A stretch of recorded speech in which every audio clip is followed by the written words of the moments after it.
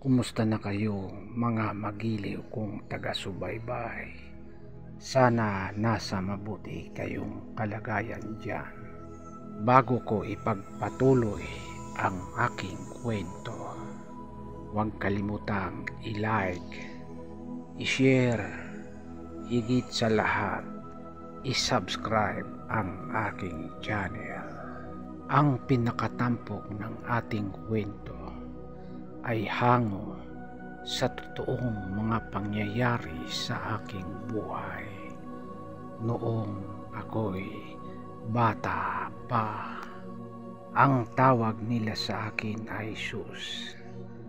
Nangyari ang karanasang ito sa Labao, Agusan del Sur. Ang kasaysayang nangyari sa aking buhay ay lubos kong hindi makakalimutan. Patungkol ito sa isang hiwaga ng baliti sa tabing ilog. Subalit, hayaan niyong itago ko ang mga tunay na pangalan ng kwentong aking ihahayag ngayon. Ako'y 14 na taong gulang lang noon. Ang pinakalibangan ko noon ay maligo sa ilog, manghuli ng mga ibon, mga tikling, at kung ano-ano pang mga ibon. At kung minsan nakakahuli din ako ng mga bayawak. Subalit, umiikot ang aking mundo noon sa mga panghuhuli ng isda. Iba't ibang klase ng isda ng ilog, kagaya ng mga dalag, hito at kung ano-ano pa. Isang araw, naglalagay ako ng mga bingwit sa ilog ng Bayugan River. Subalit, iisa, wala akong nahuling dalag. Gustong gusto kong manghuli ng mga dalag sapagkat alam ko dito natutuwa ang aking amang si Pepe. Kapag marami akong nahuhuling dalag, proud na proud ang aking ama sa akin. Subalit sa pagkakataong yaon, ni isang dalag wala akong nahuli, kaya umuwi akong luhaan. Sus, anak, wala ka na namang nahuling dalag. Mukhang wala nang dalag sa ilog natin. Mas mabuti pa kaya pumunta ka sa Labao, doon sa iyong lolo, doon sa tiyuhin ko. Maraming dalag doon. Tatay, doon ba sa kababata kong si Elmo? Oo, anak, doon kay Elmo. Tiyak, sasamahan ka ni Elmo. Dali-dali rin akong nagligpit ng mga gamit, mga bingwit. Maraming bingwit ang gusto kong madala. Nagdala rin ako ng konting damit. Gustong gusto ko ring makarating sa Labao sapagkat si Elmo ay lagi kong kalaro noong kami ay mga maliliit pa lang. Gusto ko ring makita ang aking kababata. Medyo may kalayuan din ang Labao, kaya sumakay ako sa habal-habal. Ang habal-habal ay motorsiklo, single na motor, kaya mabilis naman akong nakarating sa Labao. Narating ko ang bahay nila Elmo. Naroon siya, naghahanda rin ng mga pamingwit, mga bingwit. Marami din siyang bingwit. Oy, Sus! Nandito ka. Ba't ka narito? Anong sadya mo? Insan Elmo, Inutusan ako ng tatay ko, Tatay Pepe, na pumunta rito sapagkat wala nang mga dalag doon sa amin. Dito sa amin, maraming dalag. Nakausap ko ang aking kababata at pinsan na si Elmo. Inilapag ko ang aking mga daladalang gamit, mga bingwit at konting damit. At habang inaayos namin ni Elmo ang aming mga pamingwit, ay may lumapit sa amin na isang matanda. Si Lolo Kian daw pala. Sobrang tanda na niya. Halos hindi ko na makilala. Kanino kang anak? Hindi kita kilala. Lolo, anak yan ni Pepe. Anak ni Tatay Pepe. Si Sus. Ay, ganun ba? Ay, kumusta na si Pepe? Napakagaling ni Pepe noong araw. Kung manghuli yan ang mga dalag dito sa labaw, ang lalaki ng kanyang nahuhuli. Halos gahita ang mga nahuhuli niyang mga dalag. Mga apo, kayo ay manghuhuli ng mga dalag. Pakinggan niyo ako sa mga ibibilin ko. Diyan sa labaw, maraming mga dalag. Subalit, iwasan niyo ang punong baliti diyan sa tabing ilog ng labaw, sapagkat maraming kababalaghan diyan. Marami nang nalunod diyan. Huwag kayong lumapit sa may puno. Tiyak hindi ninyo magugustuhan ang inyong mga makikita doon. Kapag dumaan kayo sa may punong baliti, siguraduhin niyo mabilis kayong sumagwan sa bangka, sapagkat kung hindi kayo mabilis, tiyak maaabutan kayo. May mga pangyayari noon kay Pepe noong siya'y nanghuhuli ng mga dalag. Marami na siyang nahuli sapagkat napakagaling niyang manghuli ng mga dalag. Subalit nang dumaan sa may punong baliti, hindi niya maiwasang magsagwan ng napakabilis. Subalit ang pagsagwan niya'y namali, kaya tumaob ang bangka, kaya walang nangyayari sa mga nahuli ni Pepe na mga dalag. Tumakbo siya pa uwi. Ang babala kong ito sa inyo mga apo, huwag niyong baliwalain. Gustong-gusto ko kayong samahan para tiyak maiwasan niyo ang mga pangyayaring hindi ka nais-nais. Subalit, ako'y matanda na, napakahina na ng aking tuhod. Mahina na akong magsagwan. Pagkatapos naming manananghalian, inihanda na namin ni Insan Elmo lahat ng mga kagamitan, bingwit at mga pain na gurami. Mamamaya-maya lang, sabi sa akin ni Insan Elmo, ayan yung dalawang bangka, tig-iisa tayo. Sakyan mo yung isa, ako naman sa isa. Ikaw sa kabilang dulo, dito naman ako sa kabilang dulo. Magsalubong tayo mamaya. Iniisip ko, nakatanim sa aking isipan, medyo natatakot ako sapagkat ako lang mag-isa pala Akala ko dalawa kami sasakay sa bangka.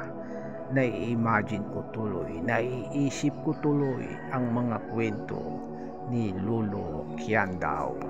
Inumpisahan ko ng magsagwan, dahan-dahan. Habang dahan-dahan napasulong ang bangka, naglalagay naman ako ng mga bingwit. Ang klase ng bingwit na inilalagay ko ay may patpat ng kawayan. Itinutusok ko at naroon ang bingwit na may pain na buhay na gurami. Naitusok ko na ang mga bingwit. Halos nangangalahati na ako. Hindi ko na matanaw si Elmo. Napakalayo na niya. Patuloy pa rin akong nagtutusok ng mga bingwit. Nang ako'y mapalayo na ng husto, may natanaw akong malaking puno. Diyan na nag-uumpisa na tumayo na ang aking mga balahibo. Unti-unti na akong nahihingtakutan dahil sa narinig kong kwento ni Lolo Kiandao. Subalit wala akong magawa kundi patuloy akong palapit ng palapit sa may puno. Patuloy akong naglalagay ng mga bingwit. Iniisip ko na lang, wag ko na lang tingnan ang puno ng baliti. Palapit na ng palapit sa akin ang puno ng baliti. Wala akong magawa kundi patuloy pa rin ang dahan-dahang pagsagwan. Naaalala ko ang sabi ni Lolo Kiandao, wag ko lang anyang lapitan ang punong baliti. Nang makatapat na ako sa puno ng baliti, ang laking baliti, sa laki ng ilog, subalit ang mga sanga nadudungawan ang buong laki ng ilog. Kaya lalo naman akong nahihintakutan. Nakiramdam, tumigil ako at nakiramdam kung anong merong kababalaghan sa puno ng baliti. Mamaya-maya may narinig akong kalansingan ng mga plato. Tila baga may naghuhugas ng plato sa may baliti. Subalit hindi ko pa rin pinapansin. Tuloy pa rin ang tusok ko ng mga bingwit. Ang sabi pa niya ng Lolo Kiandao, sa may tapat ng baliti, diyan makakahuli ng magahitang mga dalag. Patuloy akong naglalagay ng mga bingwit. Nalampasan ko na ang punong baliti. Ang kababalaghang sinabi ni Lolo Kiandao, mga plato, tunog plato lang pala. Iniisip ko kayang-kaya ng aking dibdib na pakinggan ang mga tunog plato. Tila may naghuhugas ng mga pinggan. Siguro yan ay mga engkanto. Naubos ko nang itusok ang mga bingwit. Kaya tumigil ako para maghintay sa tamang oras para balikan ko ang mga tinusok ko. Tiyak maraming mga huli. Yan ang naiisip ko, nai-imagine ko. Lumipas ang 2 oras. Handa ko nang balikan ang mga itinusok kong bingwit. Nag-umpisa na ako. Isa-isa ko nang tinitingnan. Halos bawat tinusok kong mga bingwit ay may huling dalag, hito, ang lalaki. Isa-isa kong inilagay ang mga dalag at hito na huli ko sa sakong dala ko para maiwasang makatalon uli sa ilog. Subalit hindi ko maiwasan nababalikan uli ang puno ng balete sapagkat doon ako nanggaling. Nag-umpisa na namang nangilabot ang aking balahibo nang matanaw ko ang puno ng balete. Halos mga lahati na ng sako ang mga huli kong dalag at hito nang tumapat na naman uli ang punong balete sa akin. Dahan-dahan akong nagsagwan, paunti-unti pasulong, nang may naramdaman akong liwanag, tila liwanag ng isang bulalakaw na nalaglag mula sa puno ng balete, at ang liwanag na yon ay lumalapit sa akin. Nag-umpisa na akong sumagwan ng mabilis na pagsagwan. Palapit na palapit sa akin ang tila baga apoy na lumalagablab. Lumalapit na sa akin ang apoy. Mabilis akong sumagwan sa kaliwa, sa kanan, sa kaliwa. Subalit sa bilis ng sagwan ko ay hindi na nababalansi ang pagsagwan ko, at nilalampasan ko na lamang ang aking mga bingwit na inilagay.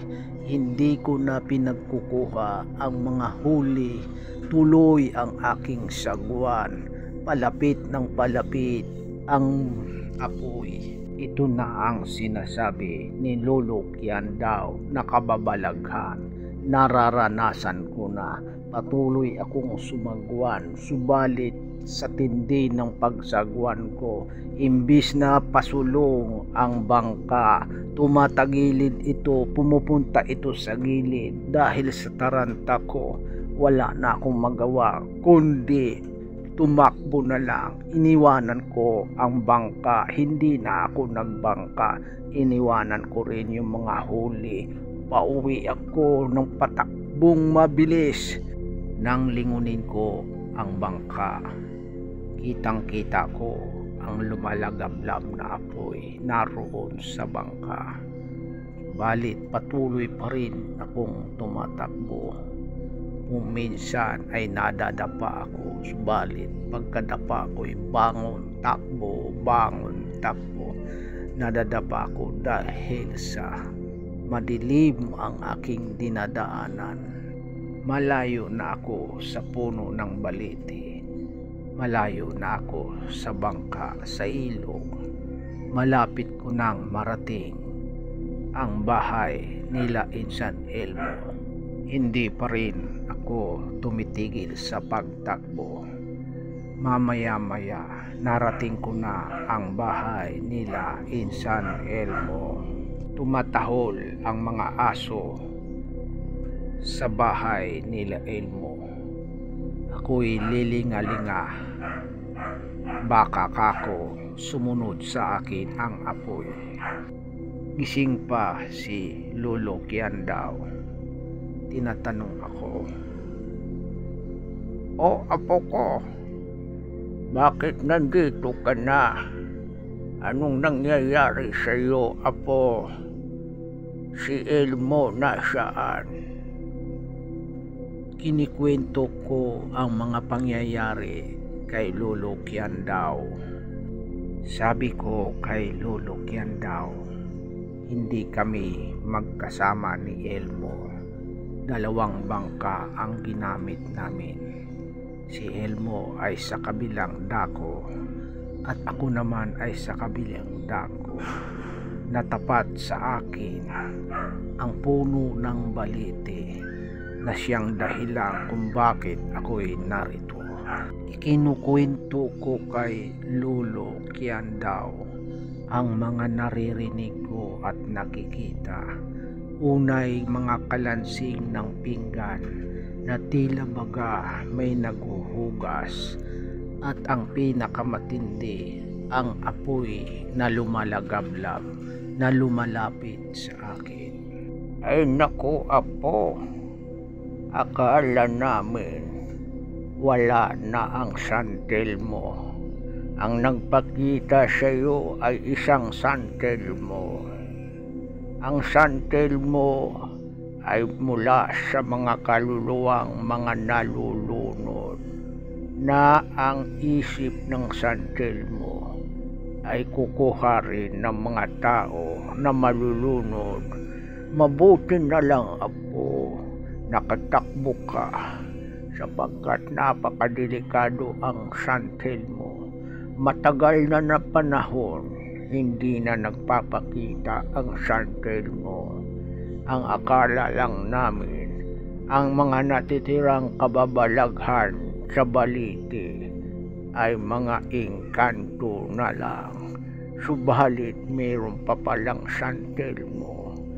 Nasaan, apo, ang iyong huli? Lolo, nasa bangka. Iniwan ko ang mga huli kong dalag. Hayaan mo na, apo. Bukas na lang natin kunin, bukas ng umaga, sapagkat hindi naman makakatakbo na o makakalangoy na ang mga dalag. Tiyak naman isinilid mo ito sa mga sako. Mamaya-maya dumating na si Elmo. Halos kalahati lang ang nahuli niyang mga dalag. Kinabukasan, binalikan namin ni Elmo ang aking mga huling dalag. Ang iba ay namatay na, ang iba ay buhay pa. Pauwi na kami ng bahay. Si Elmo patawa-tawang nakatingin sa akin. Tinitingnan ko ang puno ng baliti. Habang tinitingnan ko, napakagandang tingnan ng puno ng baliti. Ang daming mga baging na nakadungaw sa may ilog. Pati mga dahon ng baliti nalulukuban ang buong ilog. Subalit bahagya akong nahingtakutan, kaya nagpasya kaming umuwi na ni Elmo. Dala namin ang bangka, dala namin ang aming mga huling dalag. Dito natatapos ang aking kwento, ang kababalaghan ng baliti sa tabing ilog.